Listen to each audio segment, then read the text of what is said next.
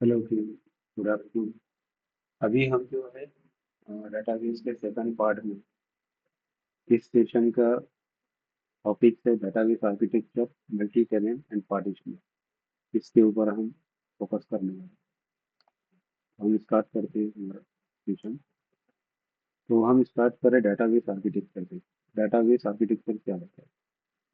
तो database architecture means planning how a database system is structured, deployed, secured and scaled for a business application.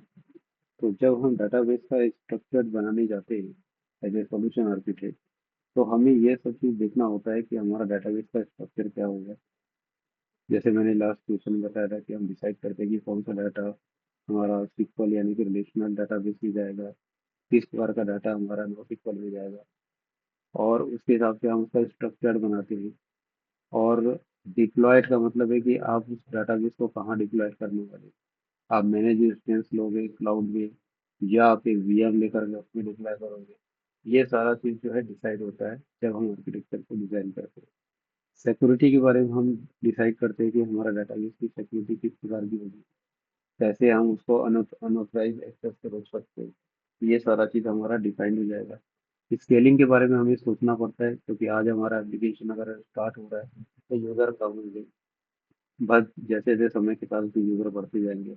आज अगर 100 user है, कल अगर 10 lakh user आ गए, या 1 करोड़ यूज़र आ गए, तो भी हमारा एप्लीकेशन चलना चाहिए, परफॉर्मेंस डाउन नहीं होना चाहिए। तो ये सारी चीज़ जो है, जब कोई हम प्रोफेशनल एप्लीकेशन या सॉफ्टवेयर को जब हम डिज़ाइन करते हैं, डाटाबेस आर्किटेक्चर जब हम डिफाइन करते हैं, उस समय हमें इन चीज़ों को ध्यान रखना पड़ता है। तो हम इसमें देखते हैं कि मेन गोल, या डेटाबेस आर्किटेक्चर के मेन गोल क्या होते हैं। तो पहला गोल ये है कि हाई परफॉर्मेंस, हमारा एप्लीकेशन जो है हाई परफॉर्मेंस में काम करे। ये एक पहला गोल होता है। सेकंड है स्ट्रॉन्ग सिक्योरिटी। सिक्योरिटी हमारी बहुत स्ट्रांग होनी चाहिए। इजी स्केलेबिलिटी, आपका जो स्केलेबिलिटी है बहुत इजी होना चाहिए। जैसे एग्जांपल के लिए आपने कुछ पॉलिसी बना कर रखी है, आपने लोड बैलेंसर लगाया, या आपने वहां पर पॉलिसी लगाई है जो आपकी स्केलिंग को चेंज करता है, फिर रैम और सीपीयू को आपके जरूरत के हिसाब से जितना लोड आ रहा है उसके हिसाब से अपने आप वो चेंज हो जाता है। तो ये आपको पहले से डिसाइड करना होता है। हाई अवेलेबिलिटी, यानी कि आपका अगर किसी कारण से एक डाटाबेस का सर्वर क्रैश हो जाए तो भी आपका एप्लीकेशन चलता रहे, क्योंकि जियो रेजिडेंसी हम यूज़ करते हैं, जिसमें हमारे डाटाबेस मल्टीपल जोन में होते हैं। और एक जोन का अगर डाटाबेस बंद हो गया तो बाकी दूसरे जोन के डाटाबेस से हमारा एप्लीकेशन चलते रहता है। तो इसको हाई अवेलेबिलिटी बोलते हैं। डिजास्टर रिकवरी, ये भी हमको मेंटेन करना होता है। सपोज मैं इंडिया के किसी डाटा सेंटर में अपने डाटाबेस को स्टोर रखा हूँ, अचानक कुछ वहाँ भूकंप आ गया, बाढ़ आ गई, या किसी कारण से कुछ ऐसा चीज़ है कि पूरा डाटा सेंटर ही डैमेज हो गया, तो आपके डाटा का क्या होगा? आपका तो डाटाबेस डाटा सब वही डाटा सेंटर में था। तो इसके लिए हम क्या करते हैं कि डिजास्टर रिकवरी के लिए उसका एक मिररिंग डाटाबेस और बना कर रखते हैं, जो कि दूसरे जोन में या दूसरी कंट्री में होता है। तो जियो लोकेशन में कोई भी है, कहीं पर भी हम बना कर रखते हैं अलग अलग, दो या तीन या चार, डिपेंडिंग आपका कॉस्ट क्या है, बजट क्या है एप्लीकेशन का, और आपको कितना ज़्यादा सिक्योरिटी प्रोवाइड करनी है। तो ये भी हमको सेट करना होता है। कॉस्ट ऑप्टिमाइजेशन जो सबसे ज़्यादा जरूरी होता है आज की डेट में। तो जब भी हम कोई डिजाइनिंग करते हैं तो सबसे पहले ध्यान देना पड़ता है कि आपका एप्लीकेशन का कॉस्ट, आपका बजट कितना है, और उस बजट के हिसाब से हमें डिसाइड करना पड़ता है कि कौन सी टेक्नोलॉजी हम यूज़ कर रहे हैं। इजी मेंटेनेंस होना चाहिए, यानी कल की डेट में उसमें कुछ चेंजेस करना है, अनाउंसमेंट करना है, तो वो बहुत कॉम्प्लेक्स नहीं होना चाहिए। तो ये सब चीज़ें हमारे मेन गोल होते हैं जब भी हम डाटाबेस के आर्किटेक्चर को डिजाइन करते हैं। जैसे यहाँ पर एक एग्जांपल दिया हुआ है, an e commerce website need architecture that support million of products, यानी कि बहुत सारे प्रोडक्ट्स, जैसे ई कॉमर्स एप्लीकेशन आज की डेट में जो आते हैं उसमें बहुत सारे प्रोडक्ट होते हैं, उसकी बहुत सारी कैटेगरीज होती है, कई करोड़ों भी होते हैं। तो ये सब चीज़ आपको हैंडल करना आना चाहिए। थाउजेंड्स ऑफ यूजर, यानी कई हजारों यूजर एट ए टाइम अगर मान लो काम कर रहे हैं, ट्रांजेक्शन कर रहे हैं, परचेसिंग कर रहे हैं, और आपका डाटाबेस में ट्रांजेक्शन हो रहा है मल्टीपल यूजर का, तो वो उसमें कैपेबल होना चाहिए कि उसको हैंडल कर सके। सिक्योर पेमेंट, पेमेंट वगैरह जो हो रहा है वो बहुत सिक्योर होना चाहिए। सिक्योरिटी आपको हाई रखनी पड़ेगी। फास्ट सर्च, तो जो सर्च वगैरह आपका जो होता है बहुत ही ज़्यादा फास्ट होना चाहिए। तो इसीलिए जैसे मैंने बताया था कि एप्लीकेशन पे हम सिक्वल और नो सिक्वल दोनों का इस्तेमाल मॉडर्न ऐप में हम कर रहे हैं। तो वो डिसाइड करना पड़ता है कि किस प्रकार के डाटा को NoSQL में रखेंगे और किस प्रकार के डाटा को हम रिलेशनल डाटाबेस में यानी SQL डाटाबेस में रखेंगे। यहाँ पर हम देखते हैं कि सिंगल टेनेंट व मल्टी टेनेंट क्या होता है। तो पहले क्या होता था कि एक एप्लीकेशन डाटाबेस के साथ बनाकर डिप्लॉय कर देते थे और कुछ यूजर उसको यूज करते थे। एक पब्लिक यूजर या एंड यूजर जिसको बोलते हैं, जो एप्लीकेशन का इस्तेमाल करते हैं। लेकिन अभी क्या होता है कि हमारे जो एप्लीकेशन होते हैं वो क्लाइंट के लिए होते हैं, यानी कि हम सेल्स बेस्ड एप्लीकेशन की बात कर रहे हैं। और जब बात आती है सेल्स बेस्ड एप्लीकेशन, तो इस एप्लीकेशन में क्या होता है कि हमारा एप्लीकेशन बहुत सारे क्लाइंट अपना अकाउंट क्रिएट करते हैं और उसको हम टेनेंट बोलते हैं। तो जब एक से ज्यादा क्लाइंट अगर हमारे एप्लीकेशन का यूज कर रहे हैं तो हम उसे मल्टी टेनेंट बोलते हैं। और हर क्लाइंट का, हर टेनेंट के बहुत सारे यूजर हो सकते हैं। जैसे अमेजन का एग्जांपल हम लेते हैं। अमेजन में जैसे कि सेल्स अकाउंट बहुत सारे बने हुए हैं। आपको भी आपकी कंपनी के प्रोडक्ट अगर सेल करना है तो आपको अकाउंट बनाना पड़ता है। और आपके जो यूजर है, जो उसको खरीदी बिक्री कर रहे हैं, देख रहे हैं, सर्च कर रहे हैं, वो आपके यूजर आपके नीचे भी है। तो इस प्रकार से मल्टी टेनेंट हम जो है बना सकते हैं। तो मल्टी टेनेंट जो होता है सेल्स बेस्ड एप्लीकेशन जो रहता है, ठीक है। तो सिंगल टेनेंट जो पहले यूज हुआ करता था, लेकिन आज की डेट में कॉमन हो गया कि आप मल्टी टेनेंट से जाते हैं। उसका रीजन ये है कि मल्टी टेनेंट में आपके स्कोप आपका बढ़ जाता है। मैंने मल्टीपल क्लाइंट्स आपके पास जब आपके एप्लीकेशन को यूज करते हैं तो आपका रिवेन्यू बढ़ जाता है। तो इसीलिए डिजाइन के समय हमें डिसाइड करना होता है कि हमारा जो एप्लीकेशन है वो सिंगल टेनेंट बेस पे हम डिजाइन करने जा रहे हैं या मल्टी टेनेंट बेस पे डिजाइन करने जा रहे हैं। तो जब ये डिसाइड हो जाता है कि हमको किस प्रकार का टेनेंट चाहिए, देन उसके बाद फिर हम आगे डिजाइनिंग का काम स्टार्ट करते हैं। तो सिंगल टेनेंट में एक्चुअली में क्या होता है, separate application, separate database, separate resource. इसका मतलब है कि अगर मैं सिंगल टेनेंट एप्लीकेशन अगर डेवलप कर रहा हूँ किसी क्लाइंट के लिए, उसके बाद अगर सेकंड क्लाइंट आता है बोलता है मुझे भी एप्लीकेशन चाहिए, तो मुझे उसे फिर से एक नया एप्लीकेशन डेवलप करके देना होगा। तो जब अगर मेरे पास 10 क्लाइंट है और 10 को मैं डिफरेंट डिफरेंट एप्लीकेशन बना के डिफरेंट डिफरेंट डिप्लॉयमेंट कर रहा हूँ, तो उस एप्लीकेशन का कॉस्ट क्या होगा, ज़्यादा होगा। क्योंकि मुझे तो पूरा डिजाइनिंग करके एप्लीकेशन बना के टेस्टिंग करके डिप्लॉय करके उसको सर्विस भी देनी है। तो उसके हिसाब से कॉस्ट आएगा।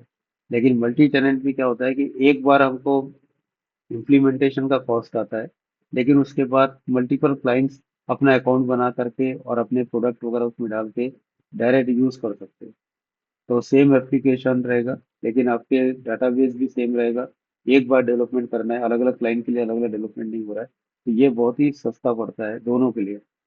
तो जो बना रहा है उसको भी ज़्यादा कंफर्टेबल रहेगा, रिवेन्यू प्रॉफिट्स वगैरह बढ़ जाएगा। और टेनेंट के लिए यानी कि क्लाइंट के लिए बहुत ही कम रेट का पड़ता है। तो ये दो डिसाइड करना पड़ता है कि हमें किस में जाना है। तो मल्टी टेनेंट में same application, shared infrastructure, logical data separation होता है। और सिंगल में क्या था, separate application, separate database, separate resource. यानी एक क्लाइंट के लिए तीनों सेपरेट होता है। और यहाँ पर जो तीनों है वो कॉमन होगा सभी क्लाइंट्स के लिए। तो जैसे सेल फोर्स है, माइक्रोसॉफ्ट के बहुत सारे सेल्स बेस्ड एप्लीकेशन मार्केट में अवेलेबल है। और कई ERP एप्लीकेशन है जो सेल्स बेस्ड है। तो ये सारा चीज जो है सेल्स बेस्ड अभी मार्केट में ज्यादा पॉपुलर हो रहा है, जिसमें आपको डायरेक्ट साइन अप करना है और काम करना है। अगर कोई क्लाइंट आपके एप्लीकेशन को यूज करने आता है तो एक ऑनबोर्डिंग का प्रोसेस जो कि कुछ मिनट के होते हैं, और उसके बाद उसका काम स्टार्ट हो जाता है। और जबकि वही क्लाइंट आपसे अगर एप्लीकेशन बनवाएगा, आप एप्लीकेशन का टाइमलाइन 6 मंथ का, 1 ईयर का, 2 ईयर का उसको दोगे, और उसके बाद फिर वो अपना काम स्टार्ट कर पाएगा जब फाइनल गो लाइव कर दोगे एप्लीकेशन को। लेकिन मल्टी टेनेंट में क्या फायदा होता है सेल्स बेस्ड एप्लीकेशन में, कि वो कुछ मिनट के ऑनबोर्डिंग का प्रोसेस करने के बाद वो अपना काम स्टार्ट कर सकता है। तो ये दो प्रकार के एप्लीकेशंस मैंने बताए, और इसके बेस्ड आर्किटेक्चर डिफाइन होता है। तो इस आर्किटेक्चर को थोड़ा डीपली देख लेते हैं कि ये होता क्या चीज़ है। तो जैसे आर्किटेक्चर, जब मल्टी टेनेंट की बात करें तो मल्टी टेनेंट भी होता है वो डिफरेंट टाइप का हम डिसाइड कर सकते हैं। तो यहाँ पर पहला टाइप का मल्टी टेनेंट है सेपरेट डेटाबेस पर टेनेंट। यानी कि जितने टेनेंट है यानी जितने भी क्लाइंट है उसके डाटाबेस अलग अलग होंगे, इंडिविजुअल डाटाबेस होगा। तो ये एक तरीका होता है। तो इसमें एग्जैक्ट क्या होता है कि अगर टेनेंट ए है तो उसका डाटाबेस ए है, टेनेंट बी है उसका डाटाबेस बी है, टेनेंट सी का डाटाबेस सी है। यानी जितने टेनेंट होंगे उतने डाटाबेस बनेंगे, और हर टेनेंट का डाटा जो रहेगा उसके इंडिविजुअल डाटाबेस में स्टोर हुआ है, जो कि एक डायरेक्ट सेपरेट है, डाटाबेस ही सेपरेट हो गया। तो इसमें क्या बेनिफिट मिलेगा? Strong security isolation. क्योंकि सिक्योरिटी आइसोलेशन क्यों स्ट्रॉन्ग है? क्योंकि डाटाबेस ही अलग है।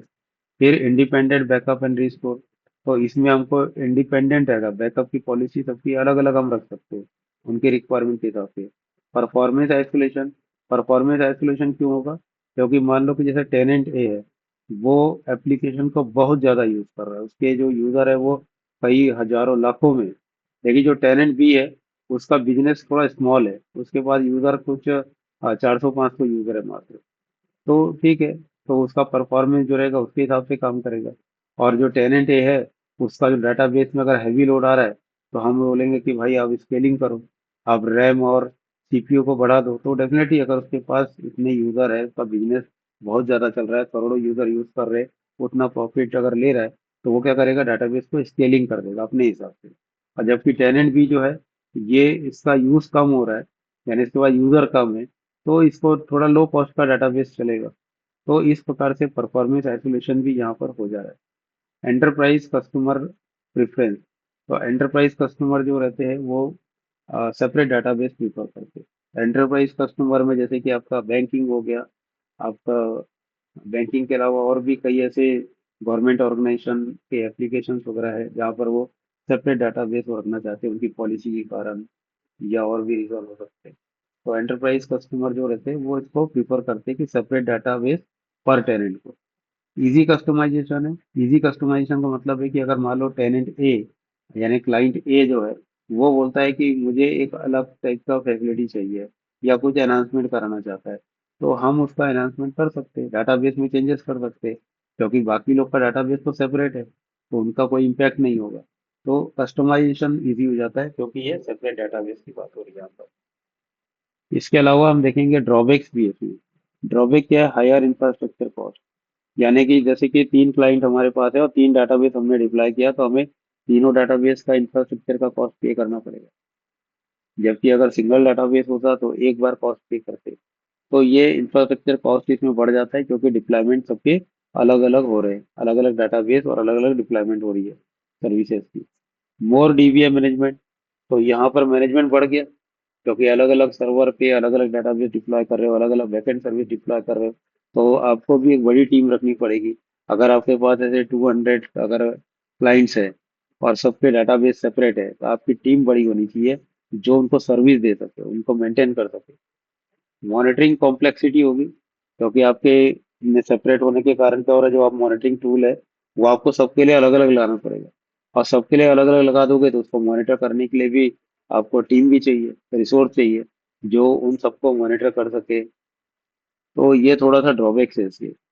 लेकिन ये किसके लिए बेस्ट है? जैसे कि बैंकिंग क्लाइंट है, हेल्थ केयर क्लाइंट है, या कोई सेल्स बेस्ड ऐसे कस्टमर है जो एंटरप्राइज ग्रेड के, तो इनके लिए ये बेस्ट है। तो हम किसकी बात किए? सेपरेट डाटाबेस पर टेनेंट, यानी कि हर टेनेंट का अपना खुद का डाटाबेस होगा। ये हम इस आर्किटेक्चर की बात की। अब आगे जाते हैं हम, तो यहाँ पर आता है शेयर्ड डाटाबेस सेपरेट स्कीमा। तो पहला हम लेते हैं शेयर्ड डाटाबेस। तो शेयर्ड डाटाबेस का मतलब ये हुआ कि जितने भी क्लाइंट होंगे उसका डाटाबेस एक ही होगा, और किसी एक सर्वर में उसको डिप्लॉय करके रखेंगे। लेकिन ये सुविधा ये दे रहा है कि अलग अलग क्लाइंट के स्कीमा डिफरेंट डिफरेंट हो सकते हैं। तो जैसे कि हम जो अगर किसी ने MS SQL में काम किया तो उसे पता है कि डिफॉल्ट स्कीमा क्या होता है, डीबीओ डॉट, फिर आपको लगाना पड़ता है टेबल का नाम। तो जो डीबीओ है ये डिफॉल्ट स्कीमा होता है जब भी आप एक नया डाटाबेस क्रिएट करते हो। लेकिन सेपरेट स्कीमा का मतलब ये होता है कि आप जो है, जो डीबीओ लिखा हुआ है ना, उसकी जगह आप क्लाइंट का नाम या क्लाइंट की आईडी डाल सकते हैं। जैसे यहाँ पर एग्जांपल दिया हुआ है कि जैसे tenant A dot customers, customers table का नाम है, लेकिन इसका स्कीमा क्या कर दिया, टेनेंट ए। तो जो टेनेंट ए के लिए कस्टमर का आपको यहाँ पर टेबल बन गया, या आप इसको बोल सकते हैं स्कीमा बना है, सॉरी टेबल नहीं, स्कीमा बना है। तो वैसे ही आपका टेनेंट ए का ऑर्डर्स बना हुआ है। टेनेंट बी के लिए भी कस्टमर अलग बना है, टेनेंट बी के लिए ऑर्डर्स अलग बना है। इससे क्या फायदा हो रहा है? इससे ये फायदा हो रहा है कि जो टेनेंट ए के कस्टमर्स के डाटा इसमें स्टोर हो रहे हैं, मान लो इसके पास कस्टमर है 100, तो वो 100 रिकॉर्ड इसमें स्टोर हो रहे हैं। और टेनेंट बी के पास जैसे 500 यूजर है, तो ये 500 जो है यहाँ स्टोर हो रहा है। ये लॉजिकली सेपरेट कर दिया स्कीमा के जरिए। तो इससे क्या हो रहा है कि आपको जो है पार्टीशन भी मिल गया और सेपरेट डाटा भी हो गया, एक दूसरे में बिल्कुल कोई मतलब नहीं है, कोई मर्ज नहीं होगा। तो ये वाला जो हम पार्टीशन यूज कर सकते हैं जब हमें लगता है सोल्यूशन आर्किटेक्ट को कि हमें इसके जाना है। अब इसके बेनिफिट देख लेते हैं। पहला बेनिफिट ये है कि lower cost than separate DB. अभी सेपरेट डीबी में क्या हो रहा था कि डाटाबेस का जैसे एमएस इक्वल का चार्ज अगर आपको 60,000 पर मंथ आता है, जोर की एमएस इक्वल की बात कर रहा हूँ, मैनेज्ड इंस्टेंस की मिनिमम भी आप लोगे तो आपका 60,000 पर मंथ आ सकता है। तो अगर सेपरेट डाटाबेस है और आपके पास अगर मान लो 3 यूजर है या 3 क्लाइंट है, तो आपको 3 into 60, तो 1,80,000 आपको पे करना पड़ेगा हर महीने। लेकिन जब आप शेयर डाटाबेस और सेपरेट स्कीमा में जाते हैं, तो आपका एक ही डाटाबेस आपको लेना है और उसमें आप अलग अलग स्कीमा बना सकते हो अलग अलग क्लाइंट के लिए। तो आपका बिलिंग कितना आएगा उतना ही आएगा। तो एक डाटाबेस का अगर 60,000 है तो उतने में आपका काम हो जाएगा। और आपके मल्टीपल क्लाइंट जो है 5, 10, 50, ये आप इसको हैंडल कर सकते हो। तो इसको डिजाइनिंग के समय या जब हम आर्किटेक्चर बना रहे हैं डाटाबेस का, तभी हमको डिफाइन करना होता है कि हमको किस वे में आगे बढ़ना है, उसके हिसाब से हम काम करते हैं। तो ये जो है लोअर कॉस्ट पड़ता है, सेपरेट डीबी से तो लोअर हो गया, तो कोई शेयर डाटाबेस यूज कर रहे हैं। बेटर सेपरेशन, बेटर इसलिए क्योंकि सेपरेट स्कीमा है, हर टेनेंट का अपना खुद का स्कीमा बन रहा है। इजियर मैनेजमेंट है, इजियर मैनेजमेंट इसलिए कि सिंगल डाटाबेस है। और गुड बैलेंस मॉडल, और मॉनिटरिंग भी इसकी इजी हो जाएगी क्योंकि आपके पास एक डाटाबेस है, आपको उसमें मॉनिटरिंग लगाना है। ड्रॉबैक्स क्या हो सकते हैं स्कीमा ग्रोथ में? मेनी टेनेंट, तो स्कीमा जो है कई टेनेंट के बहुत ज्यादा बढ़ जाते हैं। मान लो जैसे कि जो स्कीमाज है, अगर ये किसी कारण से 1,000 हो जाए, 2,000 हो जाए, ऐसी कंडीशन अगर आ रही है, जैसे ईआरपी एप्लीकेशन में तो 1,000 तो बहुत कॉमन है। 1,000 स्कीमा बन जाते हैं मिनिमम, उससे ज्यादा भी हो जाते हैं। ईआरपी या कोई बैंकिंग सिस्टम या कोई जैसे बिग एंटरप्राइज आर्किटेक्ट की बात कर रहे हैं, एप्लीकेशन की बात कर रहे हैं, तो यहाँ पर फिर ये थोड़ा सा दिक्कत जाता है सेपरेट स्कीमा। क्योंकि स्कीमा जब बहुत ज्यादा हो जाता है, तो जब भी नया टेनेंट ऑनबोर्डिंग होता है, तो वो प्रोसेस थोड़ी सी कॉम्प्लेक्स और बड़ी हो जाती है। तो ये कॉम्प्लेक्स हो जाता है इसका डिप्लॉयमेंट वगैरह, क्योंकि आपको हैंडल करना है। आपके पास जैसे कि आपने अलग अलग टेनेंट के लिए अलग अलग स्कीमा तो बना दिया, लेकिन कुछ ऐसे डाटा रहते हैं जो सबके लिए कॉमन होते हैं। तो आपको कॉमन स्कीमा बनाना पड़ता है जो सभी टेनेंट भी यूज होते हैं। और जिसके डाटा सेपरेट करना है, तो इस प्रकार से भी आपको स्कीमा बनाने पड़ते हैं और दोनों को हैंडल करना पड़ता है। तो ये आर्किटेक्चर थोड़ा सा कॉम्प्लेक्स हो जाता है उस हिसाब से। तो ये बेस्ट किसके लिए? मिड साइज के जो सेस एप्लीकेशन होते हैं उसके लिए ज़्यादा बेटर है। और ग्रोइंग प्लेटफॉर्म्स होते हैं वो भी इसको आजकल यूज करने लगे। तो ये हो गया हमारा शेयर्ड बेस डाटाबेस और सेपरेट स्कीमा। और इसके पहले मैंने बताया था separate database for each tenant. अब यहाँ पर आ गया आपका शेयर्ड डाटाबेस लेकिन सेपरेट स्कीमा। अब अगला देखते हैं स्लाइड। यहाँ पर क्या बोल रहा है? शेयर्ड डाटाबेस और शेयर्ड स्कीमा, यानी कि एक डाटाबेस हम यूज कर रहे हैं और एक ही स्कीमा यूज कर रहे हैं, लेकिन हमारे पास मल्टी टेनेंट है, यानी हमारे पास एक से ज्यादा क्लाइंट है, लेकिन हम सेम डाटाबेस शेयर्ड स्कीमा कर रहे हैं। तो इसमें तो ये आपको बहुत ही लो कॉस्ट पड़ेगा। तो यहाँ पर हम देख लेते हैं कि एग्जैक्ट ये कैसे काम करेगा। तो इसमें रो बेस पे अपन जो रहते हैं ना चेंज करते हैं। तो जैसे मान लो यहाँ पर एक ऑर्डर टेबल है, इस ऑर्डर टेबल में दो रिकॉर्ड दिखा रहे हैं। एक ऑर्डर आईडी आपका है 101, एक दूसरी आईडी है 102। तो 101 का जो ऑर्डर आईडी है, ये टेनेंट आईडी T1 के लिए बनी है। और जो 102 का ऑर्डर आईडी है, टेनेंट आईडी T2 के लिए बना हुआ है। जाने कि आप लगभग बहुत सारे टेबल में जब आप क्यूरी चलाओगे, तो टेनेंट आईडी का कॉलम कंपलसरी हर टेबल पे होगा। क्यों होगा? क्योंकि रो लेवल का पार्टीशनिंग बोलते हैं इसको। तो रो लेवल की पार्टीशनिंग के लिए आपको एक कॉलम टेनेंट आईडी ऐड करना पड़ेगा। जब भी कोई रिकॉर्ड इंसर्ट होगा, तो उसमें टेनेंट आईडी कंपलसरी होना चाहिए। तो ये आपका हो गया share database plus shared schema. अब इसके बेनिफिट देख लेते हैं हम। तो सबसे पहला बेनिफिट है कि लोवेस्ट कॉस्ट मॉडल। तो जब मेरे पास अगर कोई सेल्स बेस्ड एप्लीकेशन डिजाइन करने आता है और उसका कॉस्ट बहुत लो है, यानी उसे काम भी करना अच्छी तरीके से है लेकिन उसका बजट बहुत कम है, तो मुझे ये स्कीम लगानी पड़ती है। फिर इजी ऑनबोर्डिंग न्यू टेनेंट, इसका न्यू टेनेंट की ऑनबोर्डिंग बहुत इजी होती है। हमने तो ऐसे एप्लीकेशन बना भी दिए, उसका ऑनबोर्डिंग प्रोसेस भी बहुत अच्छे से चल रहा है। और बहुत इजीली ये ऑनबोर्डिंग कर सकता है। बेस्ट इंफ्रास्ट्रक्चर यूटिलाइजेशन है। आप सोचो कि आप एक डाटाबेस आप यूज कर रहे हो और आप शेयर्ड स्कीमा यूज कर रहे हो, तो आपको तो मतलब इंफ्रास्ट्रक्चर भी जो है बहुत कम लग रहा है, उसकी कॉस्ट भी बहुत कम आएगी। Good for startup. जो नई कंपनियां होती है, जो सेल्स बेस्ड एप्लीकेशन बना रही है, बट स्टार्टिंग में उनके पास बहुत बड़ा बजट नहीं, उसे तो ये भी नहीं पता कि मेरा एप्लीकेशन लॉन्च होगा तो कितने टेनेंट यानी कितने क्लाइंट मुझे मिलेंगे। हो सकता है कि उसे 10 ही क्लाइंट मिलेंगे, और हो सकता है कि 100 मिलेंगे, या हो सकता है 1000 भी मिल सकते हैं। लेकिन जब स्टार्टिंग अगर पहली बार हम कोई प्रोडक्ट बनाते मार्केट में लॉन्च कर रहे हैं, तो हम ये ट्राई कर सकते हैं कि हम इस स्कीम में जाए ताकि हमारा कॉस्ट भी कम रहे और हम मेंटेन भी कर सकते परफॉर्मेंस, सिक्योरिटी, सारी चीजें।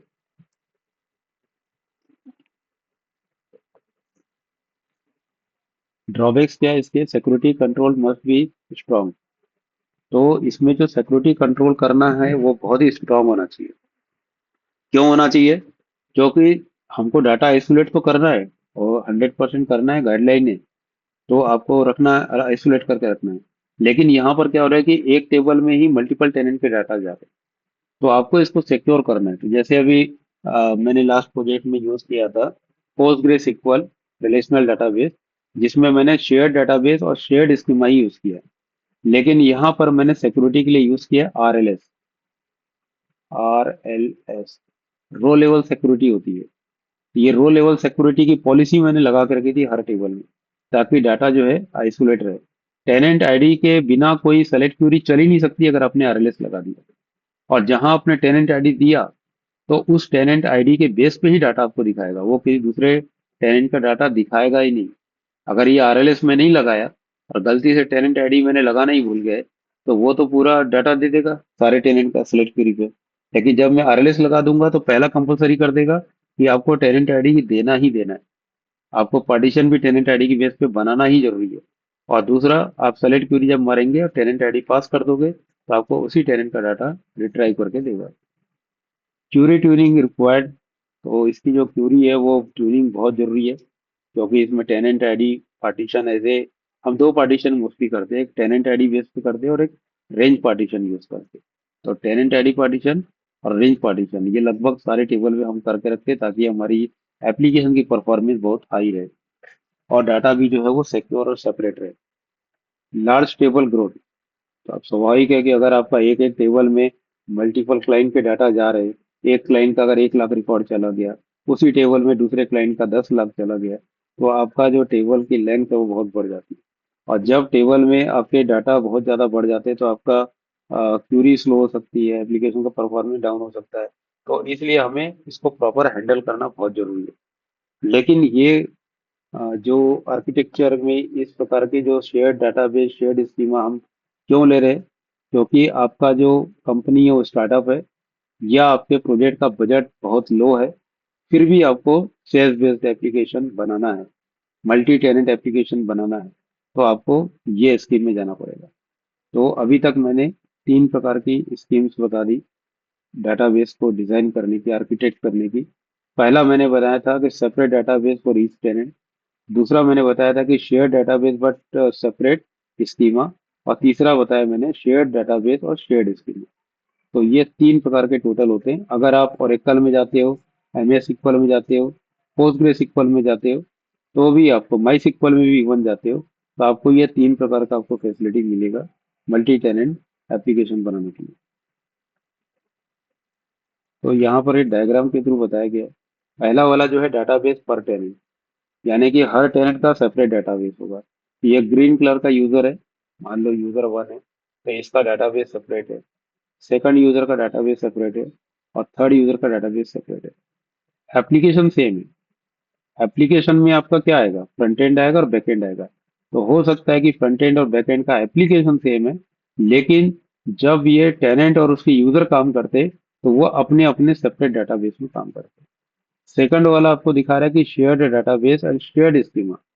तो शेयर डाटाबेस और शेयर्ड स्कीमा क्या होगा? शेयर डाटाबेस का मतलब है कि एक ही सिंगल डाटाबेस है जो तीनों को सर्विस प्रोवाइड कर रहा है। ठीक है, लेकिन फिर भी इसमें डाटा आइसोलेट है। किसके थ्रू आइसोलेट है? शेयर्ड स्कीमा, यानी कि हर टेनेंट का अपना अपना स्कीमा बना हुआ तीसरे प्रकार का है शेयर्ड डाटाबेस सेपरेट स्कीमा। एक मिनट, यहाँ इमेज में उल्टा हो गया। सेपरेट स्कीमा ये तीसरा वाला है, जिसमें आपका डाटाबेस तो एक है, लेकिन इसमें जो स्कीमा है सेपरेट है। जैसे ये यूजर का स्कीमा है, तो इसके डाटा इसी स्कीमा में रहेंगे। सेकंड यूजर है, इसका स्कीमा डिफरेंट है।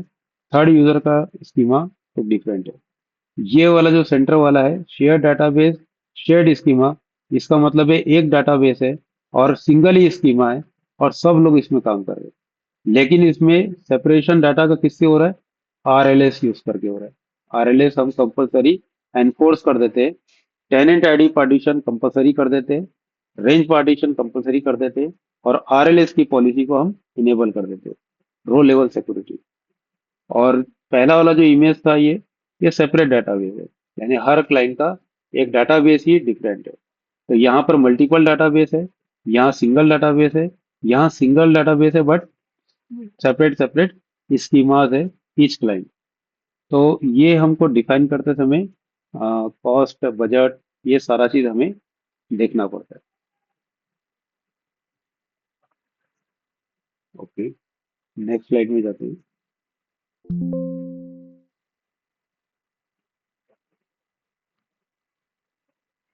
पार्टीशनिंग।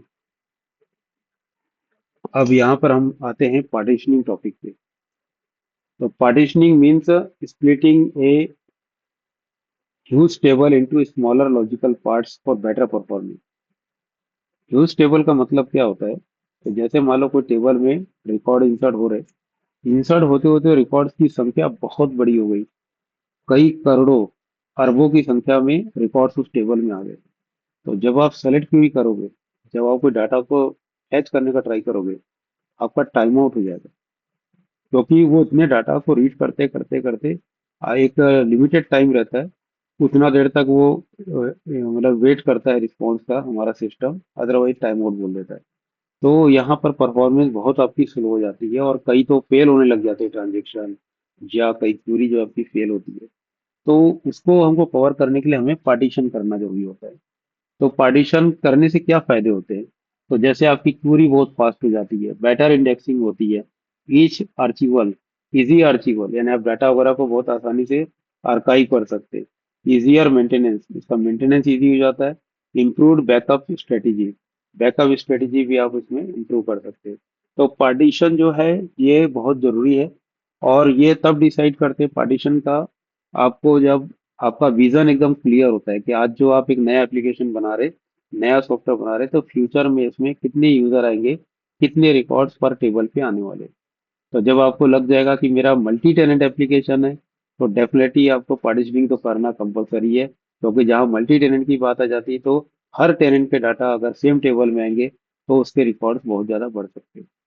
अब जैसे नीचे एग्जांपल दिया है कि large order table with 100 million row can be split yearly, यानी करोड़ों में अगर मान लो आपके रिकॉर्ड्स है, तो आप इसको स्प्लिट कर सकते हो कि जैसे 2024, 2025 और 2026 के अलग अलग पार्टीशन हमने बना दिया, इसको बोलते हैं रेंज पार्टीशन।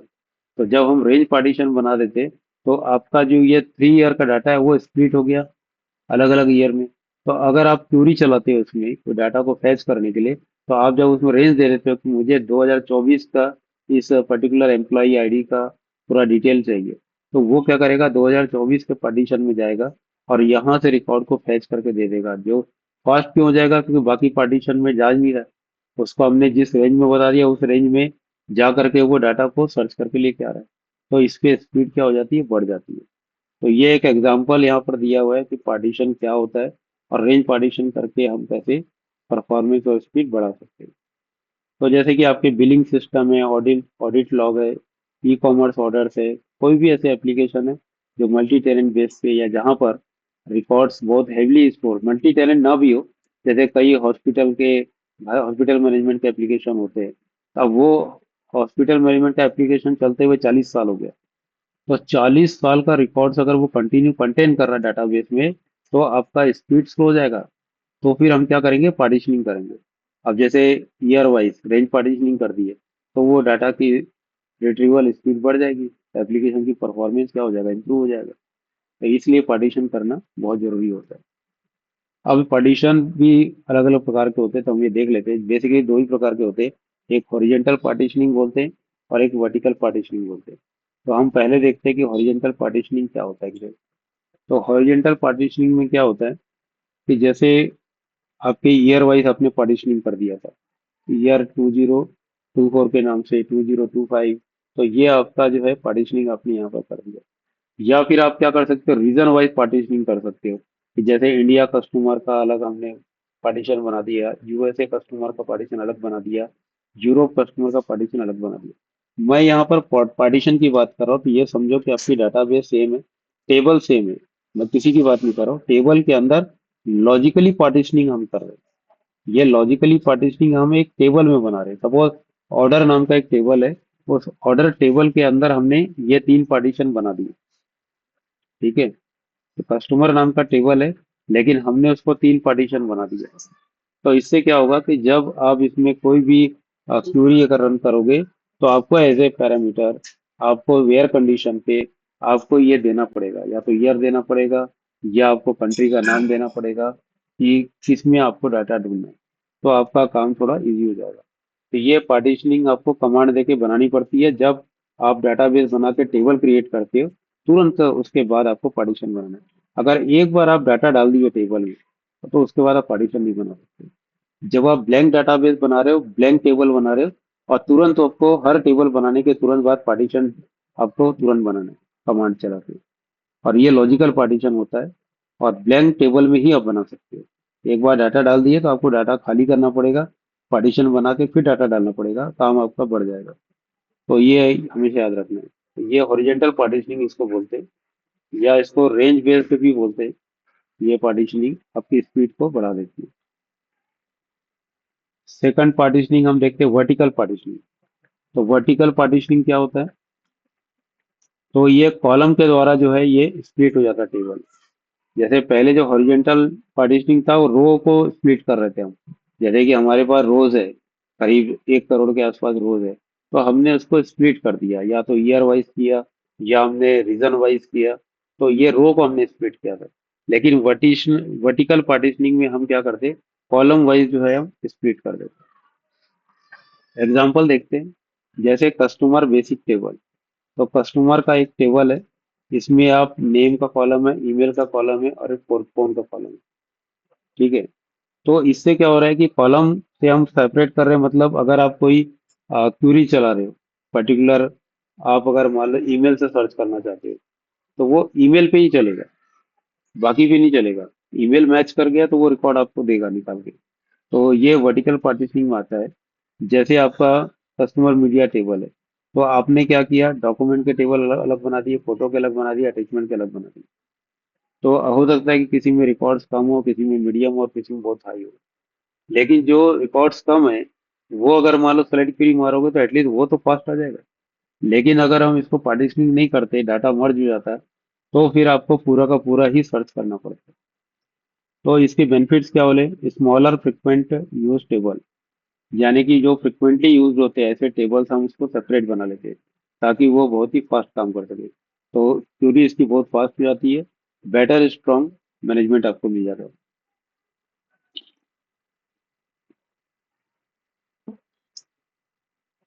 अब यहाँ पर देख सकते हो कि राइट साइड में जो डायग्राम बना हुआ है, इसमें जैसे आप देख रहे हो कि ये एक लाइब्रेरी है, जिसमें बुक का नाम और आईडी दिया हुआ है। ये सेकंड लाइब्रेरी है, जिसमें बुक के नाम और आईडी दिया हुआ है, और ये जुड़ी हुई यहाँ पर ऑथर नेम से। तो अगर मान लो कि जैसे इसमें जो ऑथर दिए हुए, जैसे कि डीएसए, डीएसए अगर मान लो इसको चाहिए, तो डीएसए कहाँ पर मिलेगा, इस टेबल में मिलेगा। तो ये डिसाइड हो जाता है, तो ये जो है इसमें जा करके ही सर्च करेगा। ये दूसरे पार्टीशन में बिल्कुल नहीं जाएगा, क्योंकि डीएसए नीचे है ही नहीं। अगर सेम इसी प्रकार से कोई राम है, राम को अगर सर्च करना है, तो ये नीचे टेबल में सर्च होगा। तो इस प्रकार से जो है इसको कॉलम वाइज को हमने क्या किया, पार्टीशनिंग कर दिया। तो इसको वर्टिकल पार्टीशनिंग बोलते हैं। यहाँ पर और डायग्राम है, इससे समझ में आएगा। जो सबसे पहला टेबल हमको दिखाई दे रहा है, ये कॉमन एक टेबल है, सिंपल टेबल, जिसमें 4 कॉलम दिए हुए, 1 2 3 4। और कॉलम वन में A1 A2 A3 A4 ऐसे डाटा आपके पास है। सेम कॉलम टू में B1 B2 B3 B4 है। तो ये टेबल्स है, नॉर्मल टेबल जिसको हम बोलते हैं। लेकिन जब इसको हम वर्टिकल पार्टीशनिंग करते हैं तो हम क्या कर रहे हैं कि दो पार्टीशन बना दिए, partition one and partition two. तो पार्टीशन वन में हमने क्या कर दिया, कॉलम वन कॉलम टू रख दिया। पार्टीशन टू में क्या कर दिया, कॉलम थ्री कॉलम फोर रख दिया। अगर किसी व्यक्ति को कोई इंफॉर्मेशन चाहिए, मान लो जिसको ये A2 को फैच करना है, तो A2 को फैच करना है तो क्या करेगा, पार्टीशन वन में क्यूरी चलाएगा। तो बाकी टू थ्री फोर फाइव जितने भी पार्टीशन हो गए उसकी जरूरत नहीं है। अगर उसको C3 की इंफॉर्मेशन फैच करना है तो ये पार्टीशन टू पे आ जाएगा। तो ये इस प्रकार से वर्टिकल पार्टीशनिंग हम कर देते हैं। तो वो क्या होता है कि वो पार्टीशन में जा करके वो डाटा को सर्च करता है।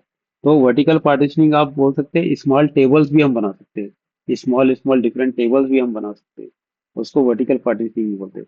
लेकिन जब हॉरिजॉन्टल पार्टीशनिंग की बात आती है तो यहाँ पर टेबल तो एक सिंगल ही होगा, लेकिन इसके रो लेवल पे हम पार्टीशन करेंगे। तो जैसे चार कॉलम है, column one column two column three column four, तो ये चार ही रहेंगे। लेकिन इसमें जो रो होते हैं, रिकॉर्ड जो इंसर्ट होता है उसको पार्टीशन कर देते हैं। तो पार्टीशन वन जो है, ये जो दो रिकॉर्ड्स है, इसमें दो लाइन दिख रही है A1 A2 वाली, ये पूरी की पूरी लाइन दोनों की दोनों पार्टीशन वन में आ गई। सेम ऐसी पार्टीशन टू हमने बना दिया, वो पार्टीशन टू का आ गया। या इसको ऐसे एग्जांपल लेते हैं, टेनेंट आईडी। तो suppose partition one tenant ID one है और ये टेनेंट आईडी टू है। तो टेनेंट आईडी वन के साथ अंदर कितने रिकॉर्ड है, टू रिकॉर्ड है। टेनेंट आईडी टू के साथ टू रिकॉर्ड है। जब भी आप सेलेक्ट क्यूरी मारोगे, आपको ये टेनेंट आईडी पास करना पड़ेगा। क्योंकि टेनेंट आईडी पास करोगे तभी तो उसी पार्टीशन में जाके सर्च करेगा। अब इस पार्टीशन में दो क्यूरी दो रिकॉर्ड है, तो जब आप पार्टीशन वन अगर कोई क्यूरी में डाल के भेजोगे तो वो केवल इनमें से रिकॉर्ड ला के आपको दे देगा, बाकी को देखने की जरूरत नहीं।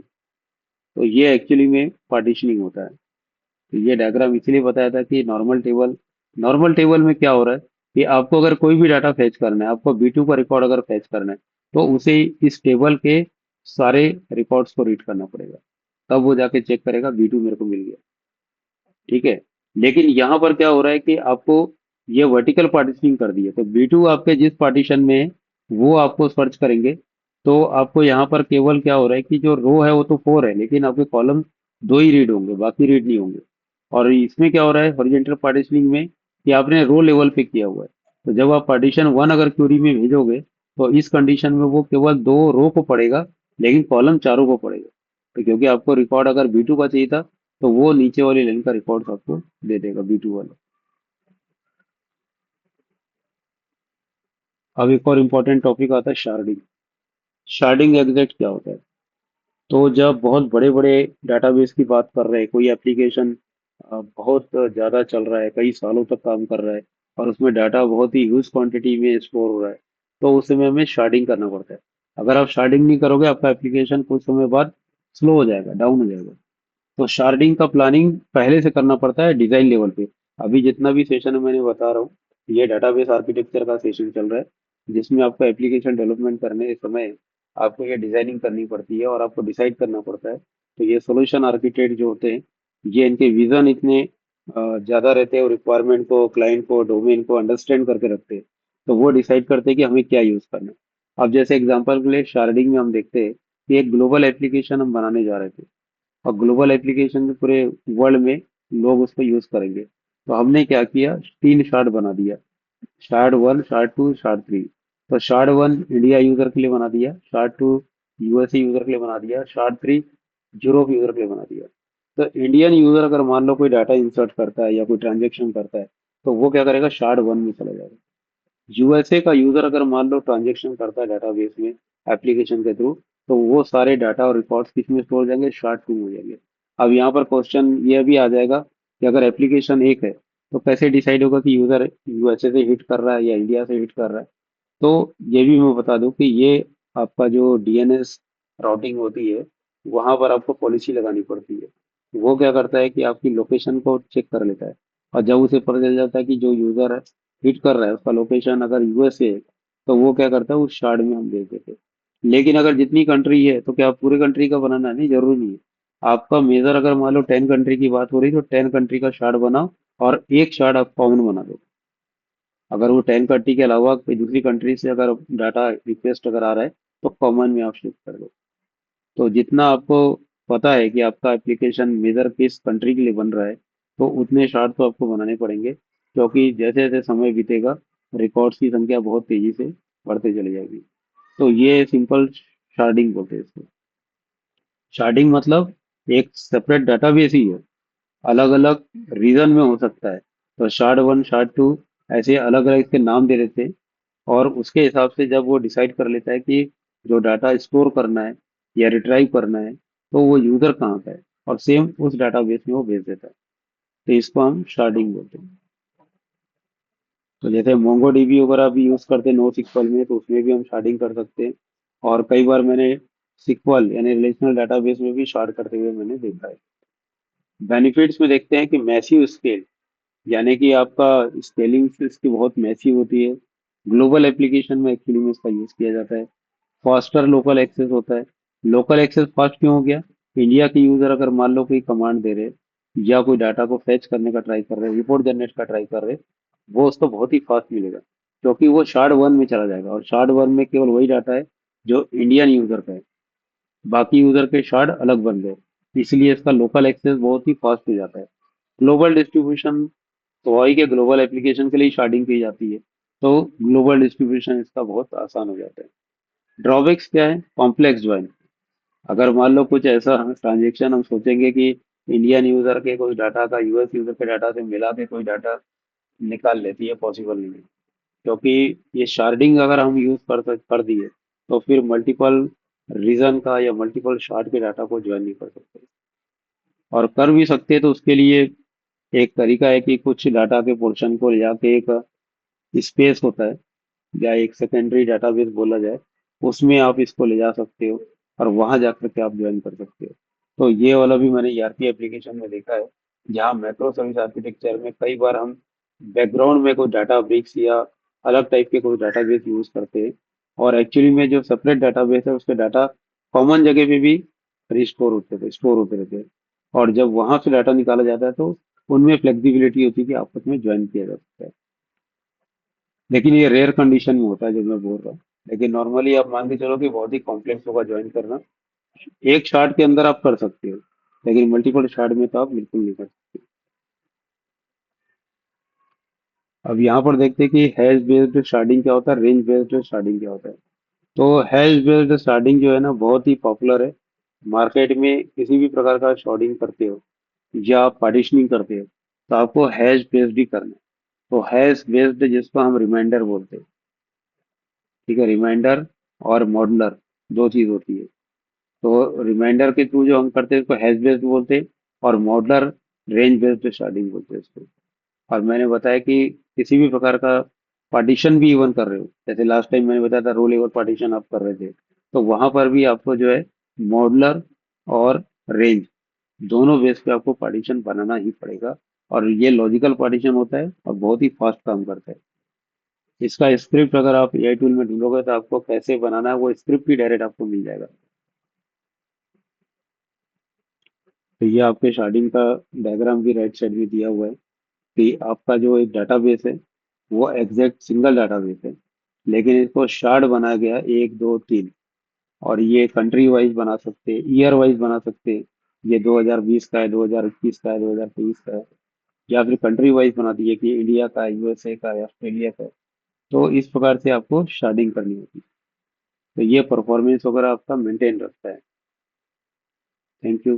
सेशन 2 यहाँ पर हम समाप्त करते हैं।